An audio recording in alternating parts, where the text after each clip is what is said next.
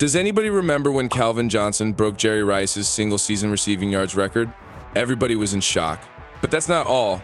His legacy is backed up by 6 consecutive Pro Bowl appearances and induction into both the College Football Hall of Fame in 2018 and the Pro Football Hall of Fame in 2021. He might say it's all thanks to God and that cannabis helps him to perform, but how good was Calvin Johnson actually? To understand how he became one of the greatest wide receivers in NFL history, we must start at the very beginning. Johnson was born in Noonan, Georgia on September 29, 1985 to Calvin Johnson SR and Erica Johnson. His mom has a special degree in teaching. They wanted him to do well in school, so they said he couldn't play sports unless he got good grades. When Johnson was in middle school, he was already 6 feet tall. By the time he was in high school, he was 6 feet 4 inches tall. He went to Sandy Creek High School in Jerome, Georgia, where he played football and baseball. He was really good at football, and experts who watched him play thought he was one of the best wide receivers in the country. They ranked him among the top 10 wide receivers and the top 100 players overall. He got lots of awards and honors for how good he was at football. Johnson went to Georgia Tech for college and played football there from 2004 to 2006. Even though Georgia Tech wanted him to play both football and baseball, his mom said no because it would be too much. In his first year, he did well. He was named the best new player in his conference and earned a first-team All-Atlantic Coast Conference selection. He was also named ACC Rookie of the Year. The next year, Calvin earned first-team All-American honors for the 2005 season. He also earned All-ACC honors for the second straight year and was a semifinalist for the Fred Biletnikoff Award. Calvin led the team with 54 catches for 888 receiving yards and 6 receiving touchdowns. By his third year, he was a team leader. He was up for big awards and ended up winning one for being the best receiver in college football, the Biletnikoff Award. He was honored as the ACC Player of the Year, was a first-team All-ACC selection for the 3rd consecutive year, and was recognized as a unanimous All-American. Calvin finished his collegiate career with 1,202 receiving yards on 76 catches, setting a new Georgia Tech single-season record with 15 receiving touchdowns. He also set several career records at Georgia Tech, including career receiving yards, touchdown receptions, and career 100-yard receiving games with 13. In the summer of 2006, Johnson had to pick between 2 projects for work. One was to help build fancy condos that are good for the environment. The other was to work on a project in Bolivia to make solar latrines, which are toilets that use sunlight to make waste safer. Johnson chose to help with the latrines because he wanted to help people who didn't have much. All that hard work in college paid off because many years later in 2016, Johnson was honored by being inducted into the Georgia Tech Sports Hall of Fame. Then in 2018, he was picked to join the College Football Hall of Fame, which was a big deal because it was his first chance to be chosen. In the middle of the 2007 NFL Draft, Johnson was predicted to be the first pick by SI.com. Even though he wanted to finish his degree at Georgia Tech, he decided to enter the NFL Draft on January 8, 2007, instead of playing his senior year. He was seen as the best player available in the draft and was compared to Randy Moss by ESPN. Johnson started his NFL career with the Detroit Lions. He signed a big contract worth up to $64 million, making him the highest paid player in Lions history and the highest paid receiver in the NFL at the time. In his first game, he caught 4 passes for 70 yards and scored his first touchdown. He got the nickname Megatron from his teammate Roy Williams because of his big hands and tall frame, which fans liked a lot. Calvin finished the season with 48 catches for 756 yards and 5 touchdowns, earning a spot on the NFL All-Rookie team. The next year, Johnson still felt the effects of a back injury he got in his rookie season. He had to take painkillers just to play, and it took him a while to fully recover. Even though he had a tough time with injuries, he still managed to play well and make an impact for the Lions.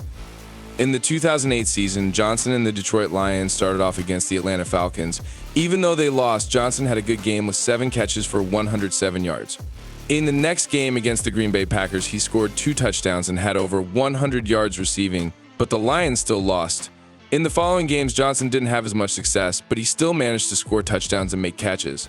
When his teammate Roy Williams got traded, Johnson became the main receiver for the Lions. Despite this, the team struggled, and they ended up having a really tough season, losing all their games. Even though the Lions had a terrible season, Johnson played really well individually. He finished the season with over 1,300 receiving yards and 12 touchdowns, leading the league in touchdowns. Despite his impressive stats, he didn't make it to the Pro Bowl, likely because the Lions didn't win any games that year. In 2010, Johnson had some memorable moments like catching a touchdown pass that was controversially ruled incomplete in a close game against the Chicago Bears. He had some big games, including one where he scored 3 touchdowns against the Washington Redskins. He finished the season with over 1,100 receiving yards and 12 touchdowns, earning his first Pro Bowl selection. In 2011, Johnson had one of his best seasons in the NFL. He set a new personal record with 1,681 receiving yards and scored 16 touchdowns. In a memorable game against the Dallas Cowboys, he helped the Lions come back from a big deficit by catching 2 touchdowns in the fourth quarter, including one where he outplayed 3 defenders.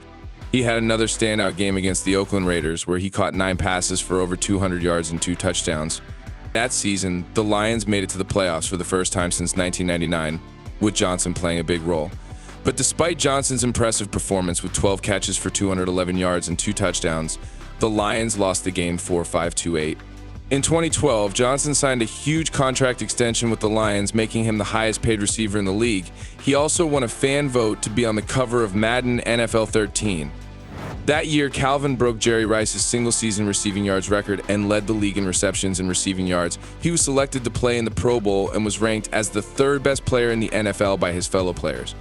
In the 2013 season, Johnson continued his impressive play. He had some standout games, including one where he broke the Lions franchise record for receiving yards in a game with an incredible 329 yards. He also tied the record for the most career games with at least 200 yards receiving. He finished the season with over 1,400 receiving yards and 12 touchdowns in 14 games. In 2014, Johnson started the season strong with a big game against the New York Giants where he caught 2 touchdowns. However, he got sidelined with an ankle injury after Week 5. He made a comeback in Week 10 against the Miami Dolphins, putting up over 100 yards and a touchdown. On Thanksgiving Day, he became the fastest player ever to reach 10,000 receiving yards in NFL history. Remember the game against the Chicago Bears where he caught 2 touchdowns? The Lions finished the season with a playoff spot, but they lost in the wild card round to the Dallas Cowboys. In the 2015 season, Johnson had some memorable moments, including breaking the Lions franchise record for career receptions. He had a standout game against the Chicago Bears, where he caught 6 passes for over 160 yards.